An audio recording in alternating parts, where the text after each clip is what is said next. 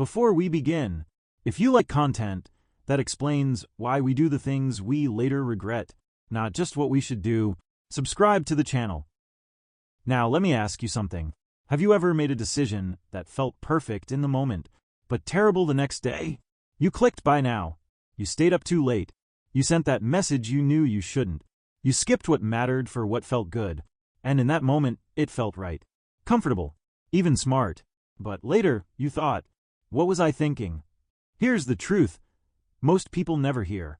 You weren't thinking. Your dopamine system was. Let's talk about what's really happening. Your brain has a reward chemical called dopamine. Most people think dopamine means happiness. It doesn't.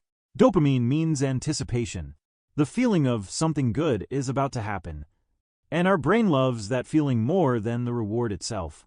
That's why scrolling feels better than stopping. Why clicking feels better than finishing. Why deciding feels better than living with the decision. Our brain is addicted to the rush before the result. This is called the dopamine loop. You see something tempting. You feel a spike of excitement. You act. Then the feeling fades. So our brain looks for the next hit. And the faster the loop, the worse our decisions become. Because good decisions usually feel boring in the moment. They're quiet. They're slow. They don't spark dopamine fireworks. But bad decisions? They feel alive. They feel bold. They feel freeing. They feel like you're finally choosing yourself. Until the cost shows up later. That's why your brain tricks you. Not by lying, but by timing the pleasure before the consequence. Think about it. Overspending feels exciting now. Debt feels heavy later. Skipping work feels relaxing now. Stress feels real later. Junk food tastes good now. Regret tastes worse later. Your brain always gives you the reward first and sends the bill afterward. And here's the scariest part. The more often you follow dopamine, the louder it gets. Your brain starts needing bigger hits to feel the same excitement. So what once felt like a treat becomes a habit, then a pattern, then a lifestyle. That's how people end up stuck. Not because they're weak, but because their brain got trained to chase the next quick win.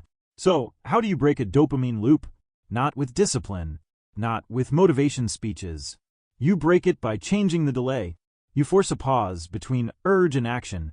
Just 10 seconds. 10 seconds is enough for the emotional brain to calm down and the thinking brain to wake up. And in that pause, something magical happens. The decision suddenly feels different. Not exciting, but clear. Another shift that works.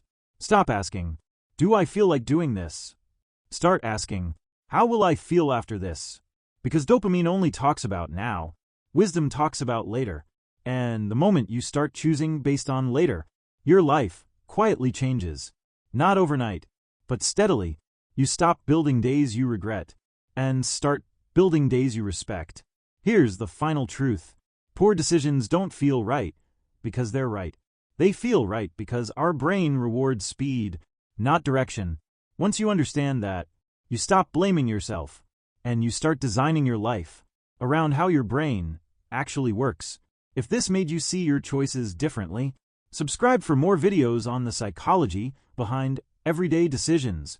Because when you master your dopamine loop, you stop living on impulse and start living on purpose.